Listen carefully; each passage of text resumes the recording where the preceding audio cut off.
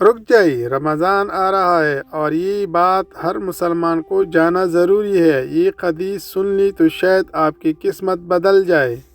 اعوذ باللہ من الشیطان الرجیم، بسم اللہ الرحمن الرحیم۔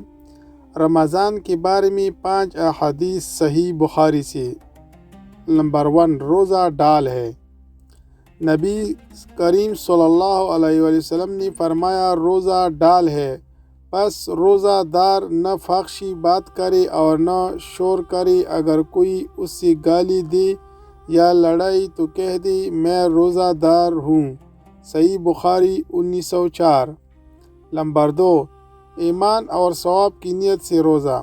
رسول اللہ صلی اللہ علیہ وآلہ وسلم نے فرمایا، جس نے رمضان کے روزے ایمان کے ساتھ اور ثواب کی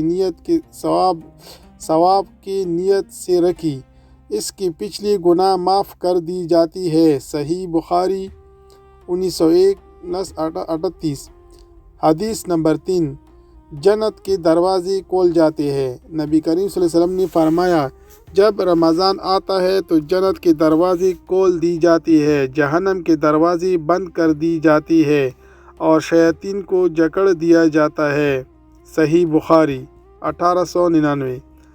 نمبر 4، شب قدر کی تلاش۔ رسول اللہ صلی اللہ علیہ وسلم نے فرمایا، شب قدر کو رمضان کی آخری 10 کی تاک راتوں میں تلاش کرو۔ صحیح بخاری 2017۔ نمبر 5، روزے کا خاص اجر۔ اللہ تعالیٰ فرماتا ہے، روزہ میرے لیے ہے اور میں ہی اس کا بدلہ دوں گا۔ صحیح بخاری 1904۔ صدقات کے بارے میں 5 احادیث صحیح بخاری سے۔ نمبر 1، صدقہ گناہ مٹاتا ہے۔ نبی کریم صلی اللہ علیہ وسلم نے فرمایا، صدقہ گناہوں کو ایسے مٹا دیتا ہے جیسے پانی آگ کو بجھا دیتا ہے۔ صحیح بخاری کتاب الزکوٰۃ۔ نمبر 2، بہترین صدقہ۔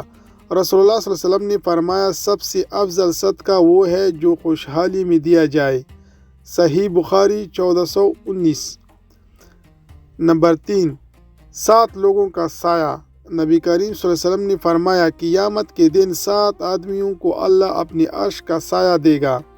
ان میں وہ شخص بھی ہے جس نے اتنا چھپا کر صدقہ دیا کہ بائیں ہاتھ کو خبر نہ ہوئی کہ دایاں ہاتھ نے کیا دیا۔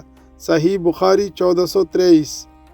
نمبر 4، صدقہ مال کم نہیں کرتا۔ رسول اللہ صلی اللہ علیہ وسلم نے فرمایا، صدقہ دینے سے مال کم نہیں ہوتا۔ صحیح بخاری کتاب الزکوٰۃ۔ نمبر 5، ہر نیکی صدقہ ہے۔ نبی کریم صلی اللہ علیہ وسلم نے فرمایا، ہر نیکی صدقہ ہے۔ صحیح بخاری 6021۔ اگر یہ حدیث آپ کے دل کو لگی ہو تو ویڈیو کو لائک کریں اور شیئر کریں۔ مزید ایسے ایمان افروز احادیث کے لیے چینل کو سبسکرائب کرنا نہ بھولیے۔